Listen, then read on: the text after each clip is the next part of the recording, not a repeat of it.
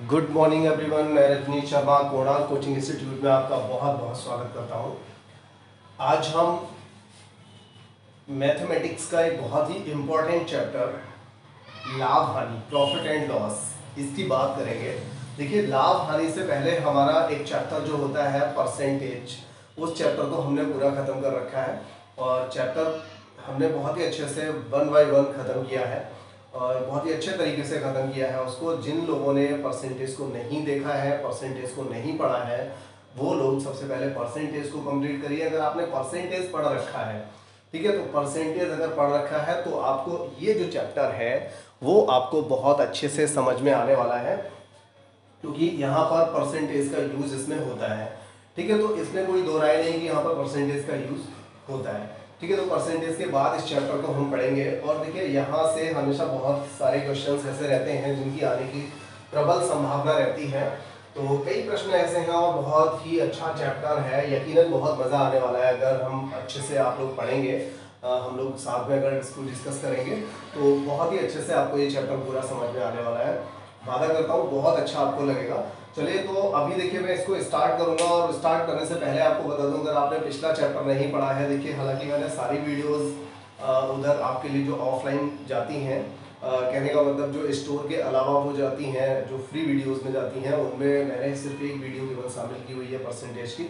लेकिन अगर आपने वो वीडियो भी देख ली तो आपको इस चैप्टर में भी कोई दिक्कत नहीं आएगी। इसकी जो इनिशियल वीडियोज़ रहेंगी, जो कुछ वीडियो मैं आपको दे रहा हूँ, इनमें आपको कोई दिक्कत नहीं होगी।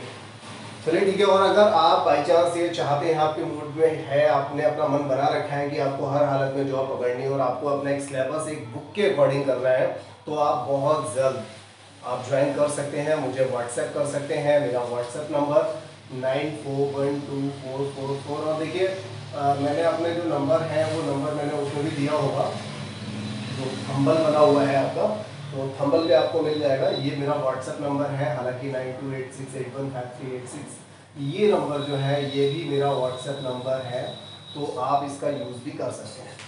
ठीक है, तो ये दोनों ही मेरे व्हाट्सएप नंबर हैं, तो इनको आप यहाँ पर आप मुझे कांटेक्ट कर सकते हैं, या फिर जो डिस्क्रिप्शन में लिंक दिया गया है, एप्लीकेशन का लिंक दिया गया है, वहाँ से आप एप्लीकेशन डाउनलोड कर सकते हैं। तो वहाँ से आपको फ्री पीडीएफ वगैरह मिल जाएंगी और बहुत सारी जो जानकारी रहती है, जो नोटिस रहते हैं, एग्ज़ाम के कैलेंडर है, इस तरह की चीज़ें मैं बताता रहता हूँ अक्सर वहाँ पर।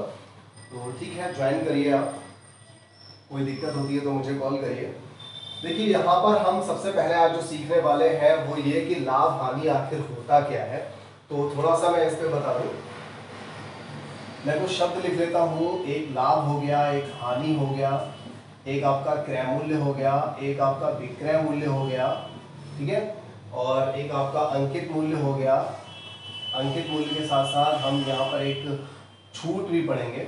तो देखिए सबसे पहले मैं बात करूँ क्रय मूल्य क्या होता है। तो देखिए क्रय मूल्य जो है वो वह मूल्य होता है जिस पर हम किसी वस्तु को खरीदा करते हैं, जो खरीद वाला मूल्य होता है जिस पर हमने किसी वस्तु को खरीदा होता है, ठीक है। और विक्रय मूल्य वो मूल्य होता है जिस पर हमने किसी चीज को बेचा है या फिर विक्रय किया है, ठीक है।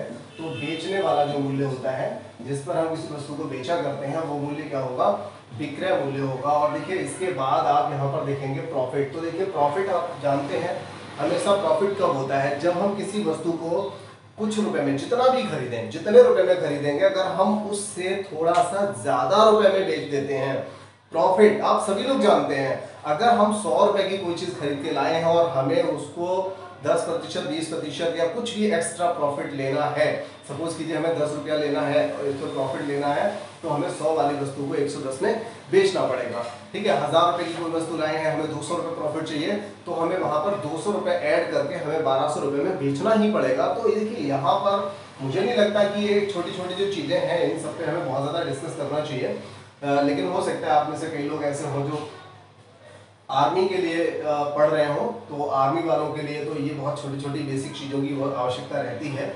और उन बच्चों का मैं देखता हूँ, जहाँ तक मेरा मानना है, जो बच्चे मेरे पास आते हैं, जो हमारे हॉस्टल में या हमारी कोचिंग में, हमारी बैचेस में जो बच्चे रहते हैं, तो मैं देखता हूँ कि उन बच्चों का, बेचारों का बेस बहुत अच्छा नहीं होता है। हाई स्कूल होते ही बस तुरंत ही वो अपना रेस वगैरह में लग जाते हैं और बहुत सारी तैयारी करते रहते हैं, तो फिजिकल के चक्कर में उनका बहुत अच्छा पेपर नहीं हो पाता है। चलिए खैर, तो यहाँ पर मैं बात कर रहा हूँ लाभ की, और लाभ कब होता है जब हम किसी वस्तु को जितने में खरीदा है उससे हम कुछ ना कुछ एक्स्ट्रा में जब बेच देते हैं तो हमें वहां पर प्रॉफिट होता है। जितने रुपए ज्यादा में बेचा करते हैं वो हमारा प्रॉफिट होता है। और देखिए हानि क्या होती है जब हम किसी वस्तु को खरीदा करते हैं, सपोज कीजिए हमने 1000 रुपए में खरीदा और हमने उस वस्तु को 800 रुपए में बेच दिया, तो इसका मतलब ये हुआ हमें यहाँ पर 200 रुपए की हानि हो गई। ये बात अगर आपको समझ में आ रही है या नहीं आ रही है ये जरूर बताइए। और देखिए इसके बाद यहाँ हम बात करते हैं अंकित मूल्य की। तो देखिए अंकित मूल्य जो होता है, अंकित मूल्य को ही हम एमआरपी कहते हैं। ये नाम तो सभी लोगों ने सुना होगा। अंकित मूल्य को ही क्या कहा जाता है, एमआरपी कहा जाता है। ठीक है, तो ये बात आप सब लोगों को समझ में आ रही होगी। एमआरपी का मतलब होता है मैक्सिमम रिटेल प्राइस। देखिए एमआरपी जो होता है उसमें सारे टैक्सेस इंक्लूड ऑल टैक्सेस, ठीक है, सारे टैक्स इसमें इंक्लूड होते हैं और ये रेट थोड़ा सा एक्स्ट्रा लिख दिया जाता है। तो आपने अक्सर देखा होगा कि आपको कुछ परसेंट फ्लैट मिलता है। जैसे आप किसी वस्तु को लेने जाते हैं, उसका रेट 500 रुपया है, तो वहां पर आप देखते हैं कि आपको 20% का ऑफ मिल रहा है, मतलब 20% का आपको डिस्काउंट मिल रहा है। तो जब आप देखते हैं कि 20% का डिस्काउंट मिल रहा है तो ये डिस्काउंट हमेशा कौन से मूल्य पर होता है, मतलब जो डिस्काउंट होता है वो हमेशा कौन से मूल्य पर आपको दिया जाता है, ये मैं आपसे जानना चाहता हूँ। देखिए जो टैग मूल्य होता है, टैग जो लगा होता है किसी भी कपड़े को, शर्ट टी शर्ट आप जो भी लेने जाते हैं, तो आप देखते हैं कि शर्ट पे 1999 रेट लिखा हुआ है, उस पे से 30% या 40% 60% जैसा भी होता है, जैसी जैसी कंपनी जैसा जैसा समय होता है उसके अकॉर्डिंग आपको वहां से थोड़ा सा डिस्काउंट मिलता है। तो देखिए हमेशा हमें जब डिस्काउंट मिलेगा तो डिस्काउंट हमेशा कौन से मूल्य पे मिलेगा, अंकित मूल्य पे। बिल्कुल ठीक है, जो मूल्य वहां पर लिखा होता है, क्योंकि जो लिखा हुआ मूल्य होता है उसमें थोड़ा सा एक्स्ट्रा लिखा रहता है, ठीक है, तो हमें उसी पे डिस्काउंट मिलता है। कभी ऐसा नहीं होता कि कोई व्यक्ति जितने रुपए में खरीद कर लाया है, सपोज कीजिए मैं ये कलम 20 रुपए का खरीद के लाया, क्या मैं खरीदने के बाद मैं ये कहूंगा भाई मैं तुझे 10% का डिस्काउंट दे रहा हूं और ये 18 रुपए में खरीद ले? ऐसा नहीं होता। मैं कभी भी अगर इसे 20 से कम में बेचूंगा तो मैं कहूंगा मैं 10% की हानि के बाद मैं तुझे 18 रुपए का दे रहा हूं, ठीक है। तो मतलब ये हुआ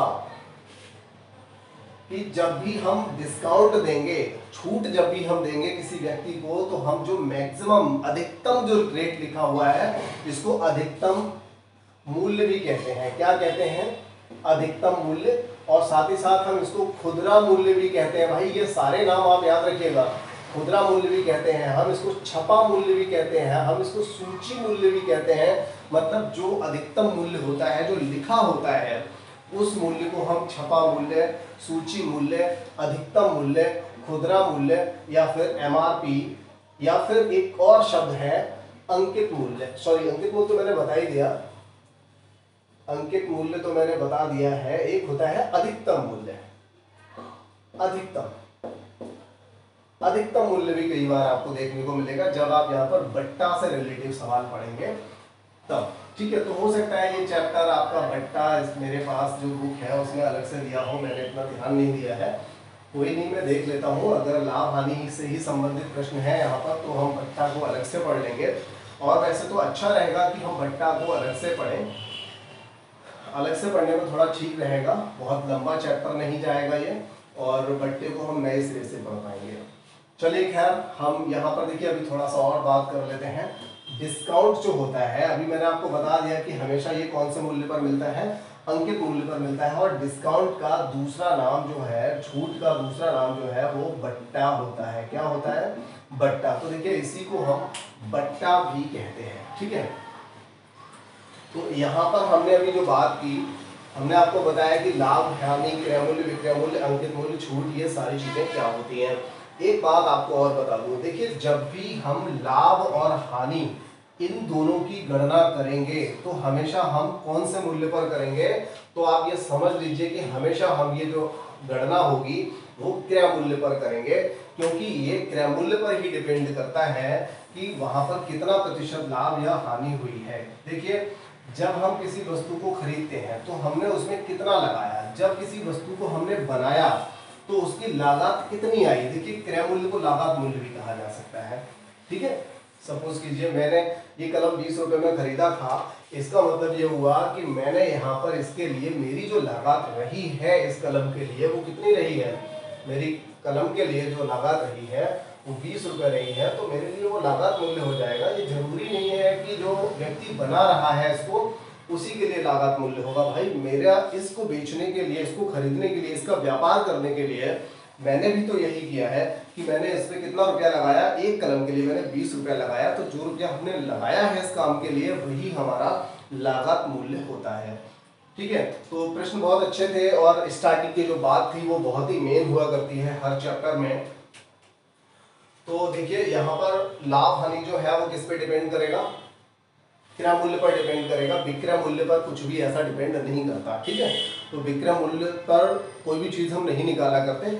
एक बात मैं यहाँ पर और आपको बताना चाहता हूँ, एक बात बहुत इंपॉर्टेंट बात हो जाएगी। देखिए अगर हम 1000 रुपए में कोई वस्तु खरीदें और 1200 रुपए में बेच दें तो पूछा जाता है कि बताइए कितना प्रतिशत लाभ हुआ, पूछा जाएगा कितना प्रतिशत लाभ हुआ। तो देखिए ऐसी हर कंडीशन में आपको मैं बता दूं, परसेंटेज निकालने के लिए आप हमेशा यहां पर इस बात को समझ लीजिए, प्रारंभ अंतर बटे प्रारंभिक इंटू 100। ये बात कई लोगों को थोड़ी सी और लग रही होगी।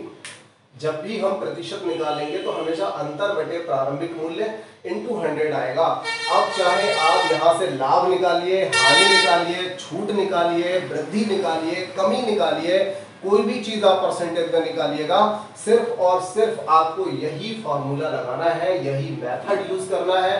बस इसका रूप जो है, इसका जो स्वरूप है वो बार बार सवालों के आधार पर, लैंग्वेज के आधार पर बदलता जाता है। ठीक है, तो मैं यहाँ पर जो आपको बात बता रहा हूँ वही बात यहाँ पर मैं प्रूव भी करूंगा। देखिए जब हमें प्रतिशत लाभ बताना होता है तो हम क्या करते हैं, इन दोनों का जो अंतर है वही तो लाभ हुआ है। भाई 1000 रुपए में किसी चीज को खरीदा है, 1200 रुपए में बेचा है, तो कितना अंतर रहा, भाई कितने रुपए ज्यादा में बेच दिया वही तो प्रॉफिट होगा, सॉरी वही तो डिफरेंस आएगा और वही प्रॉफिट होगा। तो यहाँ पर हम क्या लगाएंगे, 200 लगाएंगे। और प्रारंभिक मूल्य का मतलब है 1200 रुपए में जब इसको हमने बेचा है उससे पहले ये वस्तु कितने की थी, तो वो वस्तु 1000 रुपए की थी। यही हो गया इसका प्रारंभिक मूल्य और यही इसका मेथड हुआ इसको निकालने का। अब सोचिए इसी को अगर हम दूसरे तरीके से देखें, हम यहाँ पर प्रतिशत हानि निकालें कब, जबकि हमने इसे 900 रुपए में बेचा हो। भाई 1000 रुपए में खरीदेंगे, 900 रुपए में यानी सस्ता बेचेंगे, तभी तो हम कहेंगे हानि हुई। तो यहाँ पर जब हमें हानि हुई है तब देखिए हम क्या करेंगे, देखिए मैंने क्या बताया अंतर, तो देखिए कितना अंतर आ गया भाई 100 रुपए का। फिर नुकसान कितना हो गया, 100 रुपए का नुकसान हो गया। और अपॉन में क्या आएगा, प्रारंभिक मूल्य, भाई नुकसान होने से पहले ये मूल्य इसका था कितना। ठीक है, और इनटू में 100 तो रहना ही रहना है। तो इस तरह से आपका यहाँ से परसेंटेज 10% निकल आएगा। अब सपोज कीजिए हमें निकालना है वृद्धि। ठीक है, अब मैं कहूं कि किसी व्यक्ति की आय 1000 रुपया थी और उसकी आय बढ़कर के 1250 हो गई, तो बताइए कि उसकी आय में कितनी प्रतिशत वृद्धि हुई। ठीक है, ये भी अपने आप में एक सवाल हो गया है।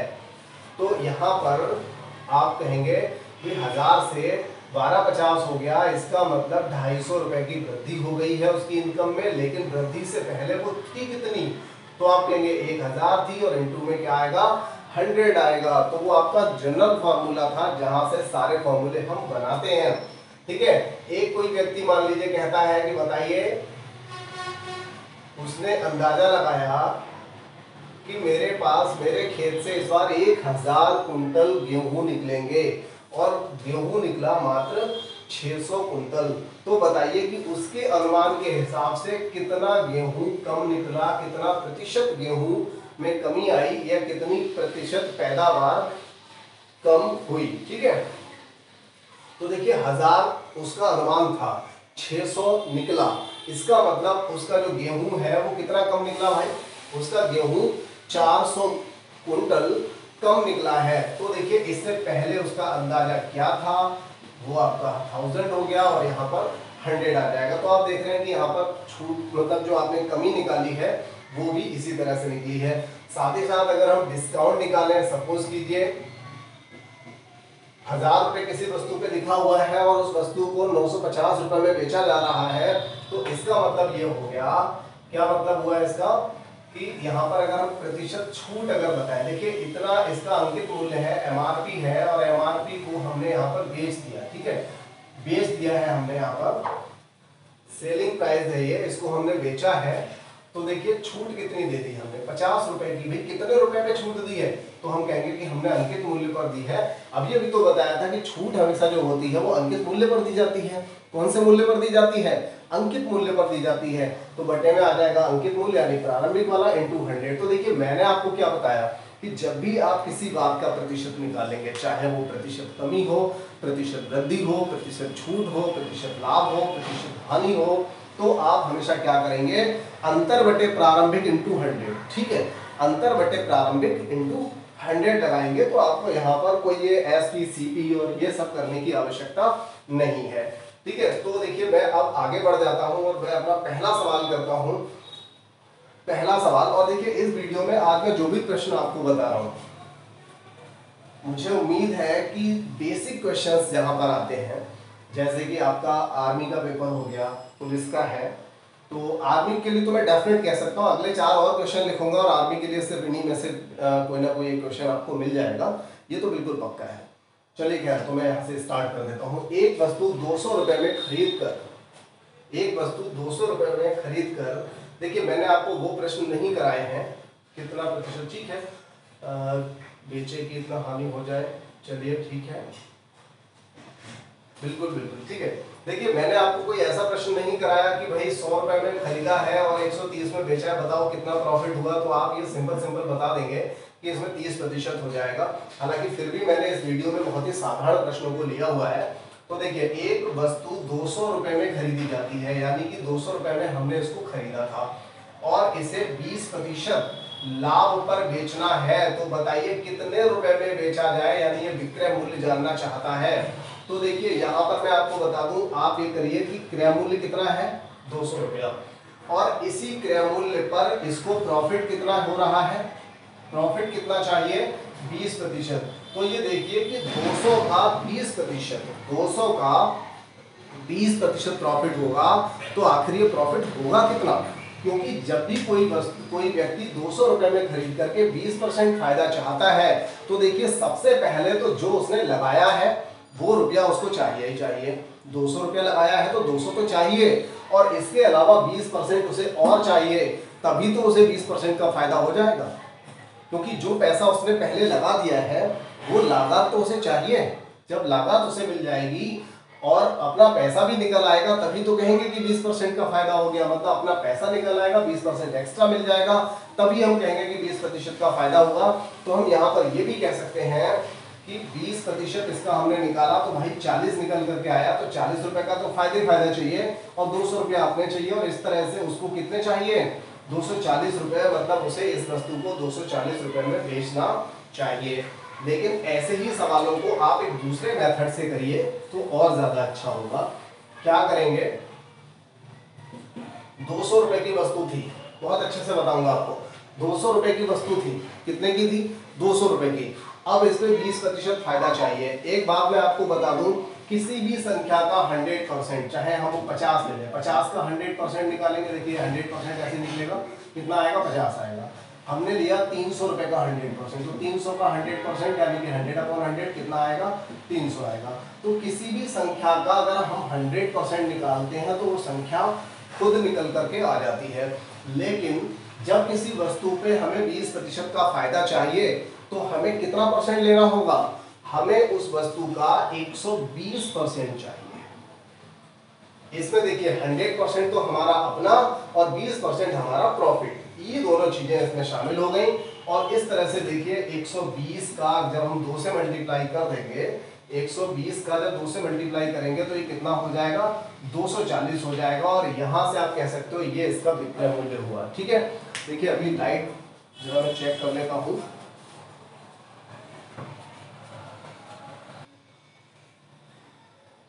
ठीक है, तो यहां तक अगर आप लोगों ने समझ लिया है तो देखिए मैं यहां पर और अगले प्रश्न की ओर बढ़ जाता हूं। एक वस्तु 400 रुपए में क्रय की गई, मतलब हमने इस वस्तु को कितने रुपए में खरीद रखा है, भाई 400 रुपए में हमने इसको खरीदा हुआ है। फिर इसे कितने रुपए में बेचें कि 10% की हानि हो जाए। कितने रुपए में खरीदा है? 400 रुपए में खरीदा हुआ है और इसे कितने रुपए में बेचें कि 10% की हानि हो जाए।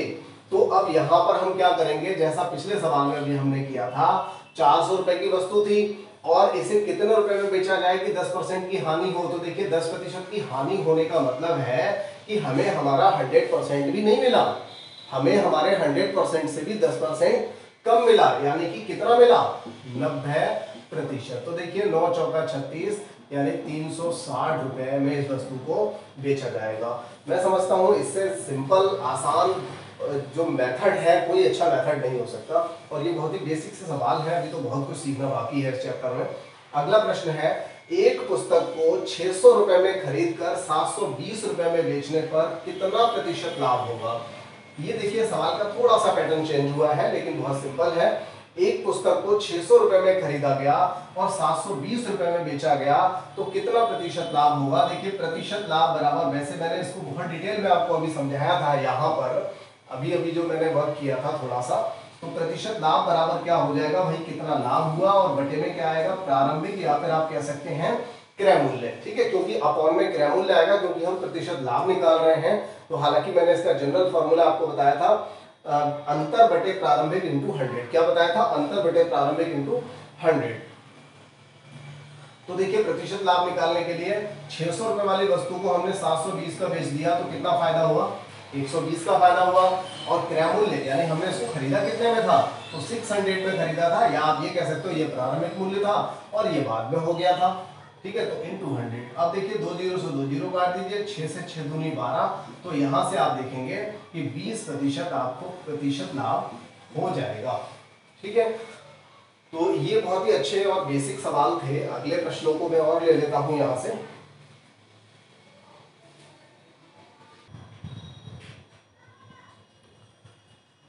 इसके बाद देखिए यहां पर आपके सामने चौथा प्रश्न है। एक वस्तु को 640 रुपए में बेचने पर उतनी ही हानि होती है जितना कि 900 रुपए में बेचने पर हानि, सॉरी यहां पर लिखा जाएगा 900 रुपए बेचने पर, रुपए में बेचने पर लाभ। क्या लिखा जाएगा? लाभ। ठीक है, एक वस्तु को 640 रुपए में बेचने पर उतनी हानि होती है, मतलब उतने रुपए की हानि होती है जितना कि 900 रुपए में बेचें तो लाभ हो जाता है। वस्तु का क्रय मूल्य बताओ। कई बच्चों ने तो लगा लिया होगा, कई लोगों ने इसको एक बार में एक नजर में समझ लिया होगा, लेकिन अभी भी कई लोग ऐसे होंगे जिनको ये बात अभी तक समझ नहीं आई होगी, तो उनके लिए मैं बता दूं। देखिए जब किसी वस्तु को हम 640 में बेचते हैं तो पता नहीं जितने रुपए की भी हानि होती है, अगर हम 900 में बेचें तो उतने ही रुपए का लाभ होता है, मतलब बराबर बराबर रुपए का लाभ और हानि यहाँ पर होती है। ठीक है, ये बात अगर समझ में आ गई है कि सवाल जानना क्या चाहता है तो तरीका तो मैं आपको बहुत अच्छा बता दूंगा। एक बात बताइए, अगर किसी वस्तु को हम 15 रुपए में या 25 रुपए में हमने खरीदा है, अगर मैं इसे 30 रुपए में बेचूं तो कितना लाभ होगा, 5 रुपए का। अगर मैं इसे 20 रुपए में बेचूं तो कितनी हानि होगी, 5 रुपए की। मतलब यहां पर साफ है कि अगर हम किसी वस्तु को 30 रुपए में बेचें तो उतना लाभ होगा जितना कि 20 रुपए में बेचें तो हानि हो जाएगी। बात सही है कि नहीं भाई? 20 रुपए में बेचने पर 5 की हानि हो रही है, 30 रुपए में बेचने पर 5 का लाभ हो रहा है। इसका मतलब ये हुआ इन दोनों के बिल्कुल बीच में इसका मूल्य होगा। ठीक है, तो इसका क्रय मूल्य क्या होगा, इन दोनों के कतई बीच में होगा, बिल्कुल बीच में इसका होगा। और ऐसे ये तो देखिए सिंपल सा था कि आपने 30 और 20 के बीच में 25 को लिख दिया, लेकिन इसको हम कैसे निकालेंगे? तो देखिए उसका मेथड ये होता है, आप क्या करेंगे, 900 और 640 दोनों को जोड़ेंगे और उसका आधा कर देंगे। देखिए आपको क्या निकालना है, दोनों के बीच का रेट, और दो चीजों के जब बीच का रेट निकालते हैं तो वो क्या निकल करके आता है, औसत निकल करके आता है। और औसत कैसे निकलता है भाई, दोनों को जोड़ दिया और 2 से डिवाइड कर दिया, क्योंकि दो संख्याएं हैं, दोनों के बीच का यानी कि एवरेज निकल करके आ जाएगा। तो यहाँ से ये बनेगा आपका 9 और 6 15, ठीक है। 1540 बटे 2, 2 से काटेंगे 2 सत्ते 14, 2 सत्ते 14, और यहाँ से देखिए आप 770 आपका फाइनल आंसर हो जाएगा। अब आप यहाँ पर देख लीजिए, अगर आप चाहें तो इसे चेक कर लीजिए, यहाँ पे करा देता हूँ। 770 और 640 का अंतर ले लो, एक बार 900 और 770 का ले लो, मतलब एक बार तो हमने 770 वाली चीज को 640 में बेचा था, ठीक है। तो ये कितने रुपए की बिकी थी? तो आप कहेंगे भाई 130 रुपए हमें इसमें फायदा हो गया, सॉरी नुकसान हो गया था। और जब हमने इसको 900 रुपए में बेचा था, तब देखिए तब भी 130 रुपए का फायदा हो गया था। तो यहाँ पर हम बिल्कुल सही कह पा रहे हैं, सिद्ध कर दिया कि अगर हम किसी वस्तु को 900 रुपए में बेचें तो 130 रुपए का लाभ होता है, अगर 640 में बेचें तो 30 की हानि होती है। तो हम यहाँ पर कह सकते हैं कि ऐसे सवाल में हमें क्या करना है, जहां पर ये कंडीशन दी हो तो हमें दोनों मूल्यों को जोड़ करके उसका आधा कर देना है, मतलब उसका जो मिडिल का जो संख्या रहेगी, बीच की संख्या होगी, बिल्कुल बीच की संख्या, उस संख्या को हमें निकाल देना है, ठीक है। तो ये यहाँ से निकल आएगा। बहुत ही सिंपल तरीका था इस सवाल का। और इसके बाद देखिए अगला प्रश्न भी किसी से कम नहीं है। 900 रुपए में 15 गेंदें बेचने पर 3 गेंदों के क्रय मूल्य के बराबर हानि हुई, ठीक है। 900 रुपए में 15 गेंदें बेचने पर हमने क्या किया भाई, 900 रुपए में 15 गेंदों को बेचा है। 900 रुपए में कितनी गेंदें बेची हैं? 15 गेंदें बेची हुई हैं। और 15 गेंदों को बेचने पर 3 गेंदों के क्रय मूल्य के बराबर यहाँ पर हानि हुई है। तो एक गेंद का क्रय मूल्य बताइए। सबसे पहली बात तो यही होती है कि आप वीडियो को भले ही आपको रोकना पड़ जाए, यहाँ पर रोक करके आप सवाल का कम से कम मतलब तो समझिए, आखिर वो कहना क्या चाहता है, ठीक है। मैं एक बार और समझा देता हूँ। 900 रुपए में हमने 15 गेंदें बेच दी भाई। 900 रुपए में हमने क्या किया, 15 गेंदें बेच दी, लेकिन पता चला कि 3 गेंदें तो घर से गई, मतलब 3 गेंदों के क्रय मूल्य के बराबर तो नुकसान हो गया। तो इतने रुपए में हम 3 गेंदें खरीद सकते थे, उतना पैसा हमें कम मिला। इसका मतलब ये हुआ कि ये जो 900 रुपए में हमने गेंदें बेची हैं, कितनी गेंदें बेची हैं? 15। तो 3 गेंदें तो अपने घर से चली गई, मतलब हमें ये सिर्फ भाई 12 गेंदों का ही पैसा मिल पाया। हमने 15 गेंदें 900 रुपए में बेची, लेकिन 3 गेंदों का तो पैसा भी नहीं मिला, वो भी हमारे पास से चला गया, क्रय मूल्य के बराबर हानि हो गई। 3 गेंदें तो जो हमने खरीदी थी उस उतना पैसा तो चला गया। इसका मतलब हमें सिर्फ 12 गेंदों का ही पैसा मिल पाया। और 12 से इसको काट दीजिए तो देखिए 12 से काटेंगे, 12 सत्ते 84, 6 बचेगा, 12 पंजे 60, एक गेंद 75 रुपए की। मुझे नहीं लगता इससे अच्छा कोई और मेथड होगा इस सवाल का। अगला सवाल है, छठा नंबर है। चमन ने देखिए क्या किया है यहाँ पर। चमन ने एक पुराना स्कूटर 30,000 रुपए में खरीदा है, ठीक है। 30,000 रुपए में पुराना स्कूटर खरीदा है, उसकी मरम्मत पर उसने 4,000 रुपए इस पे और खर्च कर दिए हैं। कितने खर्च कर दिए हैं? 4,000, ठीक है। तो ये पूछा जा रहा है कि बताइए कि अगर उसने इसको 36,800 रुपए में बेचा हो तो बताइए कि इसे कितना फायदा होगा या कितना इसे नुकसान होगा। फायदा ही होना है, ये तो पक्का है, तो कितना प्रतिशत यहाँ पर फायदा होगा, ठीक है। चमन ने एक पुराना स्कूटर, देखिए कितना अच्छा सवाल है, 30,000 रुपया में एक स्कूटर खरीदा, 4,000 रुपए इसने मरम्मत पे खर्च किए, तो सीधी सी बात तो ये हो गई कि इसने कितने रुपए में क्रय किया, ये फाइनली आपको 34,000 में क्रय माना जाएगा। क्यों माना जाएगा? 30,000 रुपए में तो खरीदा था, 4,000 और लगा दिया उसकी मरम्मत पर, उसमें कुछ काम मेंटेनेंस के लिए उसमें लगा दिया, कोई काम करा दिया, टायर डलवा दिए, इंजन करा दिया, कुछ भी करा दिया, तो 4,000 रुपये और खर्च कर दिए। इसका मतलब 34,000 रुपये में पड़ा उसके लिए, वो 34,000 में लाया। अब वो नहीं कहेगा मैं 30,000 में लाया, वो तो कहेगा भाई मुझे ये 34,000 का पड़ा है, क्योंकि 30,000 का लिया था, 4,000 और लगा दिए, तो कितने का हो गया? 34,000 का हो गया। और यहाँ पर देखिए अब उसने इसको बेचा भाई कितने का है, तो ये 36,800 रुपये में उसने इसको बेच दिया है, विक्रय कर दिया, ठीक है। तो अब देखिए प्रतिशत लाभ पूछा है, तो प्रतिशत लाभ बताने के लिए हम क्या करेंगे, इन दोनों का अंतर यानी कि 2800, कितना 2800, 34,000 का खरीदा, 36,800 का बेचा, 2,800 का फायदा हुआ, जबकि खरीदा कितने का था 34,000 का इंटू 100। कैलकुलेशन थोड़ी अजीब हो सकती है लेकिन आपका आंसर तो यहीं से आपको मिलेगा, ठीक है। कैलकुलेशन थोड़ी अजीब हो सकती है, बात आ गई होगी समझ में। बहुत ही सिंपल तरीका था, अच्छा मेथड था, सवाल भी बहुत अच्छा था, किसी से कम नहीं था। राम ने एक साइकिल 800 रुपए में खरीदी। देखिए ये सवाल भी अच्छा है। राम ने एक साइकिल 800 रुपए में खरीदी, राम नहीं रामू है यहाँ पर। 200 रुपया इस पे अतिरिक्त खर्चा हो गया। अतिरिक्त खर्चा मतलब देखिए, अतिरिक्त खर्चे का मतलब ये भी हो सकता है कि उसने साइकिल की मरम्मत कराई हो, ये भी हो सकता है कि उसको कहीं से वो भाड़े से लेकर के आया हो। सपोज कीजिए दिल्ली में खरीदा, यूपी में लेके आना था, तो 200 रुपया उसको भाड़ा देना पड़ गया, तब वो साइकिल उसकी आ पाई थी। तो उस पे इस तरह से उसको ये जो साइकिल थी वो घर आते आते उसको कितने रुपए में पड़ी, उसको 1000 रुपए में पड़ी। यानी ये लागत उसकी जो रही इस साइकिल को लाने तक, घर लाने के लिए, वो कितनी रही है, वो 1000 रुपए रही है, ठीक है। अब ये कह रहा है कि उस पे 20% लाभ कमाना चाहता है, तो बताइए उसे कितने रुपए में बेचना चाहिए। तो देखिए अगर 1000 रुपए में खरीद के लाया और 20% लाभ चाहता है, तो ऐसे प्रश्न तो हम पहले कर चुके हैं। अगर 1000 रुपए में इसने खरीदा है, 20% लाभ चाहता है, तो इसको 20% एक्स्ट्रा लेना पड़ेगा जितने में खरीद के लाया है उससे भी।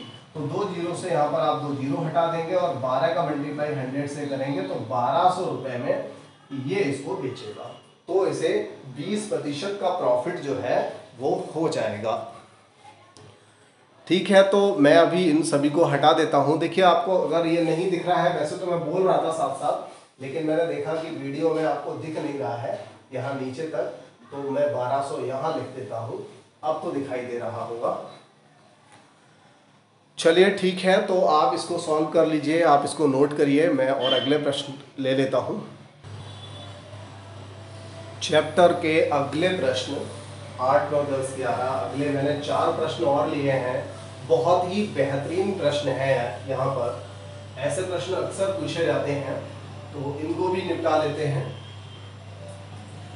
एक दुकानदार अपनी वस्तुओं का, देखिए एक दुकानदार अपनी वस्तुओं का मूल्य 20% बढ़ा देता है, मतलब उसने अपनी वस्तुओं को 20% महंगा कर दिया, महंगा कर दिया, ठीक है। 20% बढ़ा देता है जिससे उसकी बिक्री 20% घट जाती है, ठीक है। उसकी बिक्री जो है, मतलब दुकानदार ने क्या करा, अपनी वस्तुओं को 20% महंगा कर दिया, जिसकी वजह से क्या हुआ कि उसके जो ग्राहक थे वो 20% कम हो गए।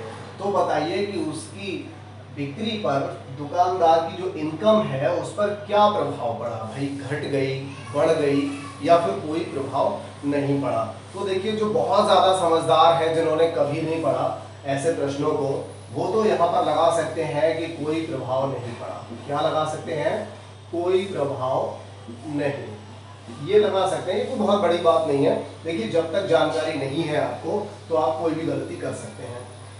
20% बढ़ा और 20% घटा दिया तो लगता है कोई प्रभाव नहीं पड़ा, लेकिन देखिए इसका फंडा ये नहीं है।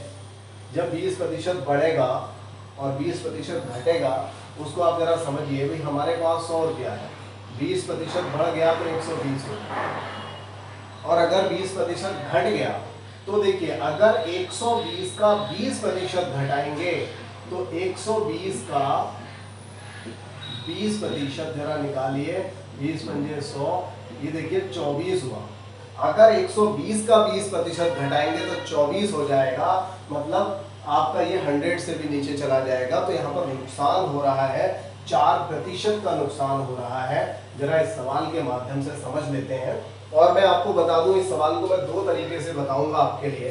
एक तो ये कि मैंने आपको परसेंटेज में बताया था कि जब भी किसी मूल्य में, किसी वस्तु के रेट में, किसी भी चीज में जब 2 इफेक्ट आते हैं, जब 2 बार बदलाव होता है, एक बार वृद्धि और एक बार कमी, या दोनों बार वृद्धि या दोनों बार कमी, जब किसी एक वस्तु के रेट पर, एक वस्तु, देखिए आपने पढ़ा था कि किसी आयत की लंबाई को इतना कम कर दे और चौड़ाई को इतना बढ़ा दे, तो बताइए कि उसका क्षेत्रफल कितना प्रतिशत प्रभावित हो जाएगा।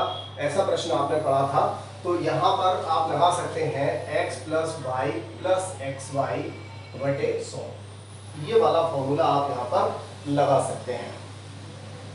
ठीक है, तो यहाँ से क्या हो जाएगा, 20% बढ़ा दिया है और फिर 20 घटा दिया है तो माइनस में लगेगा, 20 गुणा माइनस 20 बटे 100। 20 से 20 तो चला गया, तो 0 से 2 0 भी चला गया और 2 दूनी 4 हो गया, लेकिन ये वाला माइनस यहाँ पे 100 हो जाएगा।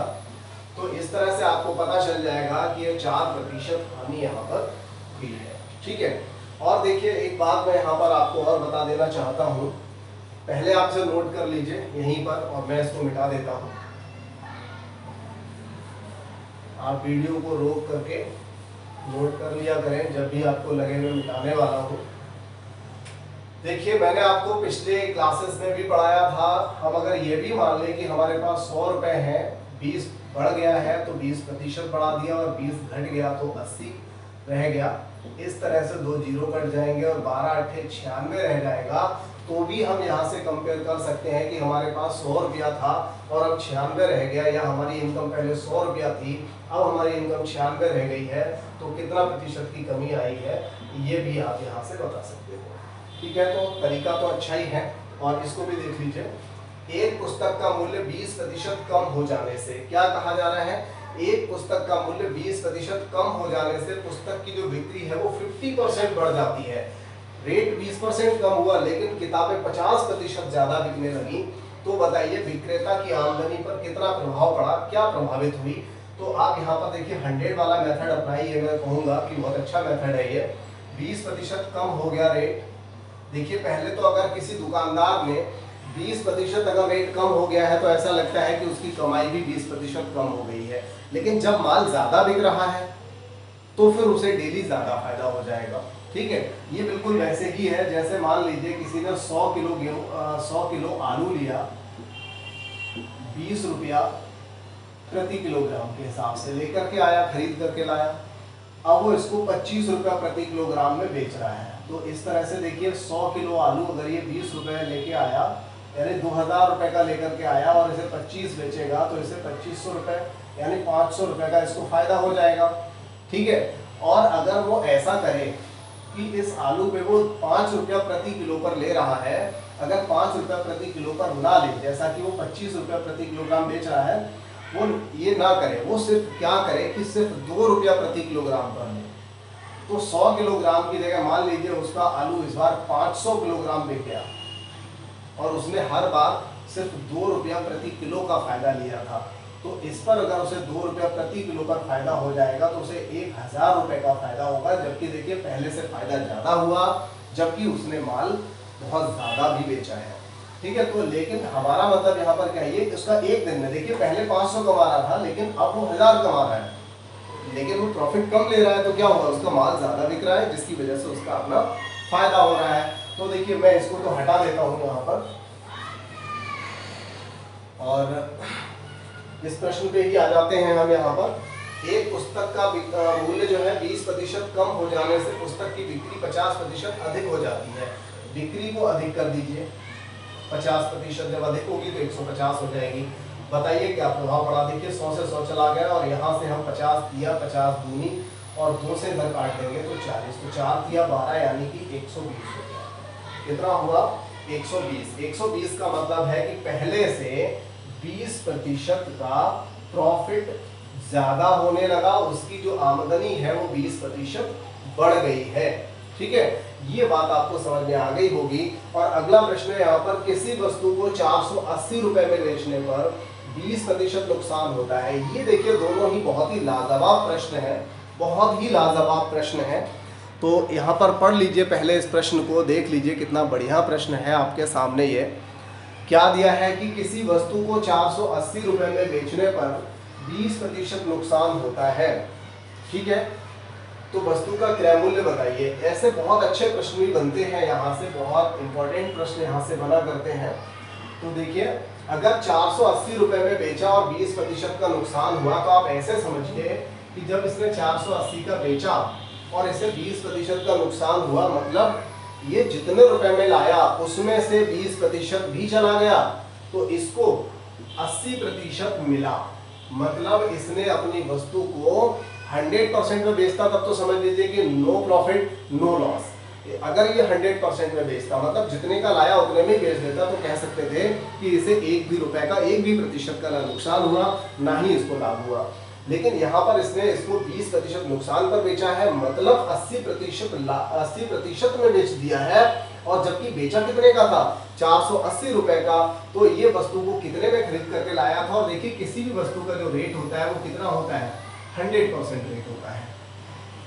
तो 100% निकालेंगे तो ये मेथड मैं आपको पहले बता चुका हूँ। जब भी आप निकालोगे 100% तो देखिए क्या होगा, 480 बटे में ये वाला 80 आएगा, जिससे क्या होगा 1% निकल आएगा। क्या निकल आएगा, 1%। देखिए चूंकि 80% बराबर 480, इसलिए 1% बराबर 480 बटे 80। ठीक है, 1% यहाँ रह जाएगा, 80 यहाँ आ जाएगा।